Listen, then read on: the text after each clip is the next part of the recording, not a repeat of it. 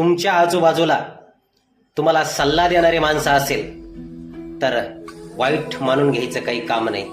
त्यांचा सल्ला तुम्हाला फायद्याचा असू शकतो. रावणाची लंका सोन्याची होती. रावणाजवळ काय नव्हतं. रावण वाईट कर्म करत असताना विभीषण नेहमी त्याला सल्ला देत असे.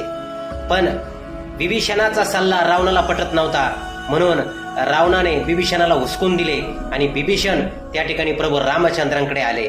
लक्षात घ्या, रावणाची लंका सोन्याची होती तरी तो मेला, कारण की सल्ला देणारा माणूस, चांगला माणूस त्याच्या जवळ नव्हता. आणि तो सल्ला देणारा माणूस प्रभू रामचंद्रांकडे आला आणि रावणाला मारण्याचा गुव्व हा सल्ला शेवटचा विभीषणाने प्रभू रामचंद्राला दिला. त्याचा परिणाम रावण मारला गेला. म्हणून सल्ला देणारे माणसं तुमच्या सोबत असतील तर त्यांचा तिरस्कार करू नका, त्यांचा आदर करा, कारण त्यांचा सल्ला तुम्हाला